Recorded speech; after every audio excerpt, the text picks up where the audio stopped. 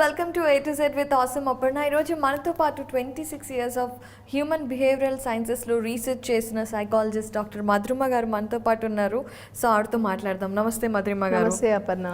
So మధురిమ గారు, మనం రీసెంట్గా మనీ మేనేజ్మెంట్ గురించి మాట్లాడుకుంటున్నాము. అయితే డబ్బు అనేది ప్రపంచంలో చాలా ఉంది అని ప్రతి ఒక్కరూ చెప్తారు. కానీ ప్రతి ఒక్కరికి డబ్బు మనకి ఎంత అవసరమో అంత ఉండదు, ఉన్నా కూడా మనకి వాడుకోవడం తెలియదు.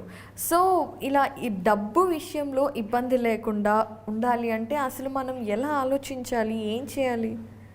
First and foremost mind set అనేది చాలా ఇంపార్టెంట్ అపర్ణ. డబ్బు అనేది ఫస్ట్ మైండ్ సెట్కి సంబంధించింది. సో చాలామంది ఏమనుకుంటారంటే మైండ్ సెట్ అనేది వాల్యూ ఇవ్వరు చాలామంది. ఫస్ట్ మైండ్ సెట్ అంటే ఎందుకు ఇంపార్టెంట్ అంటే, mind set change your mind, you change everything అని అంటాం కదా. మన మైండ్ సెట్ని మార్చుకుంటే, మన థాట్స్ మార్చుకుంటే లైఫ్ స్టైల్ మారుతుంది మనకు. అది ఇంపార్టెంట్ దీంట్లో. సో దాంట్లో ఒక సైడ్ పావర్టీ థింకింగ్ ఉంటుంది, ఇంకొక సైడ్ అబండెన్స్ థింకింగ్ ఉంటుంది. పావర్టీ థింకింగ్ అంటే డబ్బు లేదు అనే ఫీలింగ్, ఎప్పుడు మన దగ్గర డబ్బు లేదు అని, డబ్బుల గురించి చెడుగా అనుకోవడం. పావర్టీ థింకింగ్, నా దగ్గర డబ్బు లేదని, నేను అఫోర్డ్ చేయలేదని అనుకోవడము, ఇట్లాంటివన్నిటి పావర్టీ థింకింగ్ వస్తుంది. మనీ అంటే చెడ్డది, దానివల్ల ప్రాబ్లమ్స్ వస్తాయి, అంటే మనీ గురించి మాట్లాడితే చెడు, అది గ్రీడీ అనుకుంటారని, అది ఇలాంటి థింకింగ్ అంతా పావర్టీ థింకింగ్ అంటాం. ఐ కాంట్ అఫోర్డ్ అనేది. డబ్బుల గురించి మాట్లాడితే క్రిమినల్, డబ్బులు ఉండేవాళ్ళు, తర్వాత డబ్బుల గురించి ఎక్కువగా మాట్లాడితే క్రిమినల్ మైండ్ సెట్ అని, ఇట్లాంటివన్నీ అనుకునేవాళ్ళు. సో ఇంకొకటి ఏంటి అంటే అబండెన్స్ థింకింగ్, అంటే వాళ్ళ దగ్గర ఉన్నా లేకున్నా, అంటే ఎక్కువగా ఆలోచించుకోవడం, మంచిగా గ్రేట్గా ఉంటారు వాళ్ళు, గొప్పగా థింకింగ్ ఉంటుంది. వాళ్ళ దగ్గర 10 రూపాయలే ఉండొచ్చు, కానీ వాళ్ళకి అబండెన్స్ థింకింగ్ ఉంటుంది.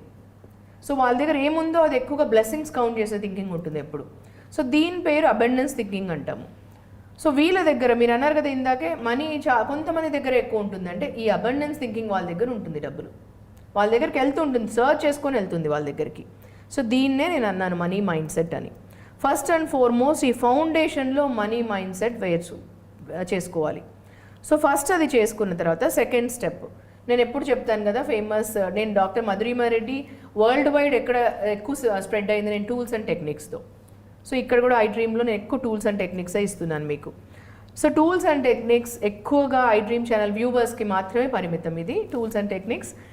సో ఆసమ్ అపర్ణ గారితో tools and techniques second number 2లో ఏంటంటే, మీరు ఒక పెయింటింగ్ ఒక ఆర్టిస్ట్ ఎలా వేస్తారు అపర్ణ, ఎంతో సంతోషంతో వేస్తారు కదా. ఒక పెయింటింగ్ వేసేటప్పుడు వాళ్ళు పెయిన్ఫుల్గా చూస్తారా, ఎలా చూస్తారు దాన్ని, పెయింటింగ్ని సంతోషంతో ఒక పెయింటింగ్ని ఎలా వేస్తారు, ఆనందంగా. సో అదే ఆనందం మనీ సంపాదించే విషయంలో కూడా ఉండాలి.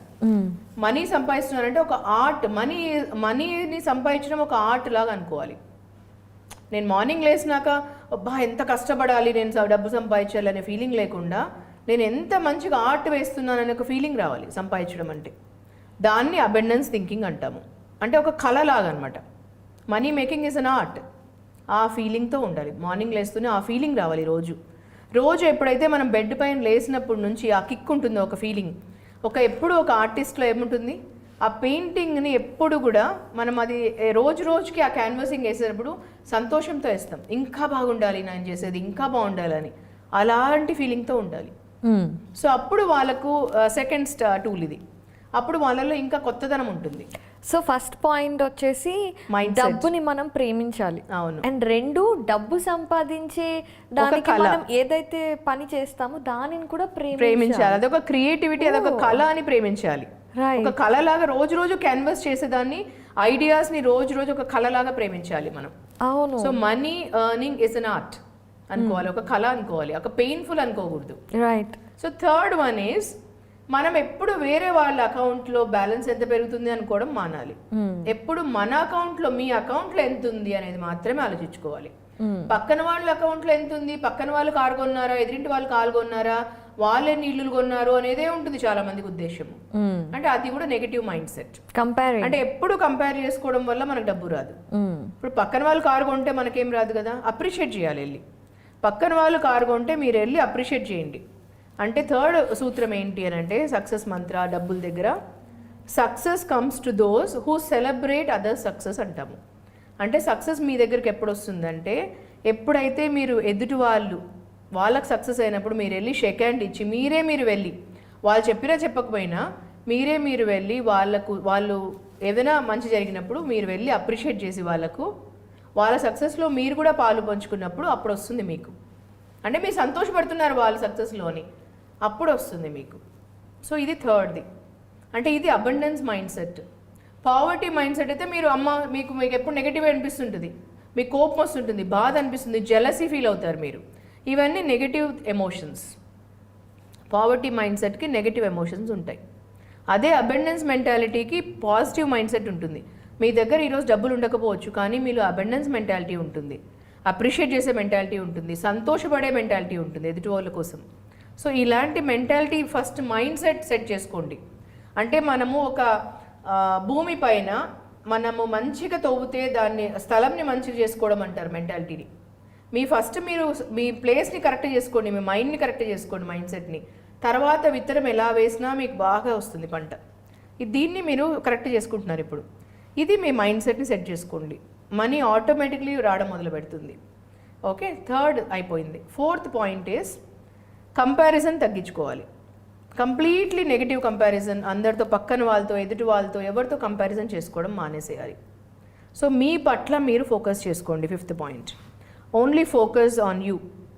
అంటే మీ పట్ల అంటే మీ దగ్గర ఎంత ఉంది డబ్బు, మీరు ఏం చేస్తున్నారు ఇప్పుడు, మీరు ఏం చేస్తున్నారు, ఏం పని చేస్తున్నారు, ఎంత చదువుకున్నారు, ఎంత క్వాలిఫికేషన్ ఉంది మీకు, ఏమొచ్చు మీకు, అంటే మీ పట్ల మీ ఫోకస్. మీకు ఏమీ స్కిల్ ఉంది, ఏదైనా ఉండొచ్చు, మీకు ఏం తెలుసు మీకు. అంటే మీరు 10th క్లాస్ చదివిండొచ్చు, ఇంటర్ చదివిండొచ్చు, గ్రాడ్యుయేషన్ చేసిండొచ్చు, ఏమైనా చదివిండొచ్చు. మీరు అసలు ఏమీ చదవలేదు, ఇంకా పోనీ మీరు గ్రాడ్యుయేషన్ కూడా చేయలేదు, ఇంటర్ చదివారు, మానేశారు. అంటే అందరికీ చెప్తున్నాను ప్రేక్షకులకి, మీలో కొంతమంది చూసేవాళ్ళు మా ఛానల్ ఇప్పుడు ఇంటర్ చదివిండొచ్చు, 10th చదివిండొచ్చు. అంటే నేను హౌస్ వైఫ్స్ని కవర్ చేస్తున్నా, చదువు మానేసి వాళ్ళని కవర్ చేస్తున్నా, ఎక్కడున్నా మన వాచ్ చేసే వాళ్ళు ప్రతి ఒక్కరిని కవర్ చేస్తున్నా, గ్రాడ్యుయేషన్ వాళ్ళని కవర్ చేస్తున్నా, ఎవరైనా. అంటే ఎలాంటి వాళ్ళని డబ్బులు సంపాదించవచ్చు, దీనికోసం ఏ చదువు అవసరం లేదు మీకు. సో అదొక మైండ్ సెట్ పెట్టుకోండి. నాకు చదువే లేదు అని చెప్పిన వాళ్ళు కూడా చెప్తున్నా.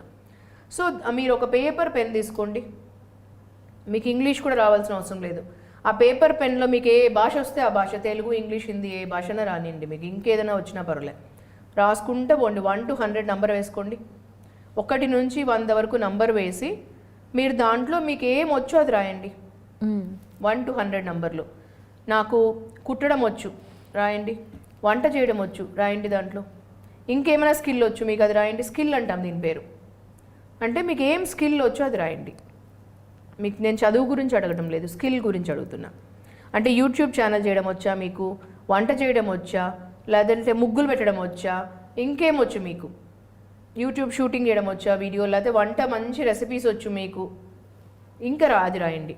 టేస్టీగా వంటలు వచ్చు, కొత్త వెరైటీస్ ఆఫ్ వంటలు వచ్చు మీకు, లేదంటే ఇట్లా డిజైనర్ క్లోత్స్ కుట్టడం వచ్చు, లేదంటే మీకు మంచి వర్క్ చేయడం వచ్చు, ఇంకేమైనా వచ్చు, మంచిగా పెయింటింగ్ చేయడం వచ్చు మీకు, ఆర్ట్ వచ్చు, ఇంకా చాలా ఆన్లైన్లో ఇంకేమైనా వచ్చు చేయడం మీకు, సోషల్ మీడియా సంథింగ్ వచ్చు మీకు, ఇంకేమైనా వచ్చు, ఎనీథింగ్ వచ్చు మీకు, చేయండి, రాయండి. మీరు ఏ స్కిల్ వచ్చు మీకు రాయండి. మీరు నేను చెప్పేటి కొన్ని చెప్తున్నా, ఇంకా చాలా ఉన్నాయి, వేల కొద్ది ఉన్నాయి అట్లాంటివి. ఎనీథింగ్ రాయండి మీరు పేపర్లో. సో అది పేపర్లో ఈరోజు ఒకరోజు కాదు, మీకు 2-3 రోజులు టైం తీసుకుని రాయడానికి. రాదు కానీ ఇంట్రెస్ట్ ఉంది. ఇప్పుడు మీకు నేను చెప్పినవి ఏవి రావనుకోండి, ఎంత ఆలోచించినా బుర్రలోంచి రావటం లేదు. అప్పుడు ఏం చేయాలి అంటే, మీకు ఏమైనా ఇంట్రెస్ట్ ఉండొచ్చు కదా, రాకపోవచ్చు, కానీ ఈ ఐడియాలో కొంచెం మీకు నేను చెప్తున్నవి ఇంకొంచెం ఎక్స్పాండ్ చేయండి మైండ్ని. అప్పుడు మీకు ఈ ఛానల్స్లో ఇవి నేను చెప్పే డైరెక్షన్స్లో కొంచెం నేర్చుకోవాలని ఇంట్రెస్ట్ ఉండొచ్చు. సోషల్ మీడియాలో కానీ ఎనీథింగ్లో కానీ ఇప్పుడు ఏవైతే ట్రెండ్ ఉంటుందో అవి నేర్చుకోవాలని ఇంట్రెస్ట్ ఉండొచ్చు. సో 1 month టైం తీసుకోండి, 15 days తీసుకోండి, 2 months తీసుకోండి, నేర్చుకోండి. మీ పట్ల మీరు ఇన్వెస్ట్ చేయండి, టైం ఇన్వెస్ట్ చేయండి, మనీ ఇన్వెస్ట్ చేయండి. అంటే మనీ మేక్స్ మనీ. అంటే మీరు ఏదైతే చేద్దాం అనుకుంటున్నారో దానిపైన మీరు ఇన్వెస్ట్ చేయండి ఫస్ట్. అది మీరు నేర్చుకోండి. మీ పట్ల మీరు నమ్మకం పెంచుకోండి. ఫస్ట్ మీరు ఏదైనా మనకు రావాలంటే మన పైన మనం ఇన్వెస్ట్ చేయాలి. సో అది మనం ఇన్వెస్ట్ చేయాలి. దాని ఫస్ట్ ఇన్వెస్ట్మెంట్ మన పైన మనం చేయాలి నేర్చుకోవడానికి. అంటే మనకు అన్నీ రావాల్సిన అవసరం లేదు, కానీ కొంచెమైనా మనం దాని గురించి తెలుసుకుంటే ఒక టీమ్ని హైర్ చేసుకోవచ్చు, అన్నీ మనం కలిసి చేసుకోవచ్చు అనేసి. సో అది చేసుకోండి మీరు. అట్లీస్ట్ 1-2 నేర్చుకోండి. దాంట్లో నేర్చుకున్న తర్వాత ఇక్కడ నుంచి స్టార్ట్ చేసుకోవచ్చు మీరు. సో దాన్ని బట్టి మీరు నేను చెప్తాను కొన్ని స్టోరీస్ అండి, ఒక 3 స్టోరీస్ చెప్తాను. నేను నా కళ్ళతో చూశాను వీళ్ళని. ఒక మనిషికి ఏమీ తెలియకుండా ఒక యూట్యూబ్ ఛానల్ పెట్టేసి, ఏమీ అంటే ఏమీ తెలీదు, ఒక 3-4 ఇయర్స్ కిందట ఏమీ అంటే ఏమీ తెలీదు అసలు, నార్మల్గా ఒక యూట్యూబ్ ఛానల్ స్టార్ట్ చేసి ఈరోజు కొన్ని లక్షలాది అంటే అడ్వైస్ లేయడము, రియల్ ఎస్టేట్ గురించి అడ్వైస్ లేయడము, ఎక్కడ ల్యాండ్ కొనొచ్చో ఎక్కడ ల్యాండ్ కొనకూడదు ఇట్లాంటివన్నీ అడ్వైస్ లేయడము, సబ్స్క్రైబర్స్ అంటే అతను ఇన్వెస్ట్ చేసింది ఏంటంటే దాని గురించి నాలెడ్జ్ తెలుసుకోవడము, ఆ ఛానల్ పెట్టడము. ప్రతి ఒక్కరికి అనమాట విలేజెస్లో అన్నిట్లో చాలా మందికి డబ్బులు ఉంటుంది కానీ వాళ్ళకి నాలెడ్జ్ తెలియదు, ఎక్కడ కొనాలి ల్యాండ్, ఎక్కడ కొనకూడదు ఇవన్నీ. సో అతను నాలెడ్జ్ ఇవ్వడము, ఫస్ట్ అందరికీ నాలెడ్జ్ ఇచ్చేవాడు, ఫ్రీగా ఇచ్చేవాడు. యూట్యూబ్ ఛానల్లో షూటింగ్ మొబైల్లో చేసేవాడు, మన నార్మల్ మొబైల్లో షూటింగ్ ఎవరైనా పట్టుకోమని చెప్పేసి చూసి అప్లోడ్ చేసేవాడు. సో యూట్యూబ్ ఛానల్లో కూడా కొన్ని మనము యూట్యూబ్ ఛానల్ చేసేసుకున్న తర్వాత యూట్యూబే మనకు బాగున్నాయి వీడియోస్ అంటే వ్యూస్ పెరుగుతాయి, అది యూట్యూబే పే చేస్తుంది మనకు. సో ఇవి అందరికీ తెలిసిన విషయమే. సో అలా అతను ఆ డబ్బులను కూడా మళ్ళీ ఇన్వెస్ట్ చేసేవాడు యూట్యూబ్లోనే.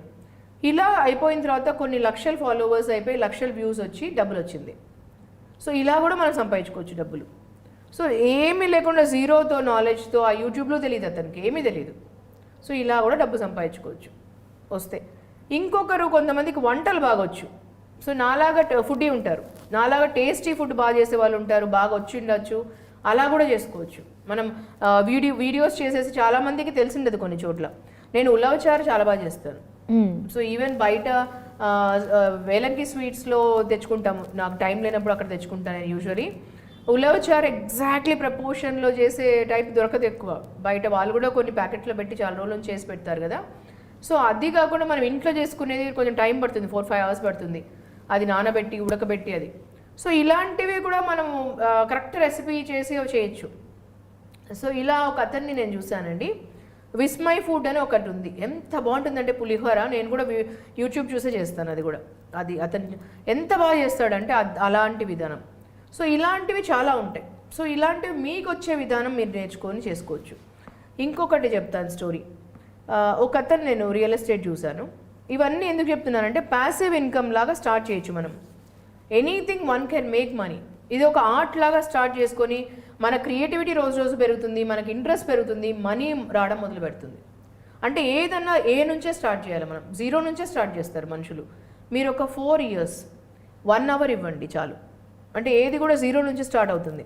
మనము ఓవర్ నైట్ వచ్చే డబ్బులు రజనీకాంత్ గారు ఎప్పుడు అంటారు, నాకు చాలా ఇష్టం రజనీకాంత్ ఫిలాసఫీ అన్న అతను చెప్పే మాటలన్నా. సో రజనీకాంత్ గారు చాలా మూవీస్లో చెప్తుంటారు, మనకు రాత్రి వచ్చేది ఉండకుండా వెళ్ళిపోతుంది అనేసి, మళ్ళీ ఆ దారి ఎత్తుక్కుంటుందని. మనీ కూడా అంతే అండి, మన కష్టపడకుండా వచ్చేది ఏది నిలవదు మనకు.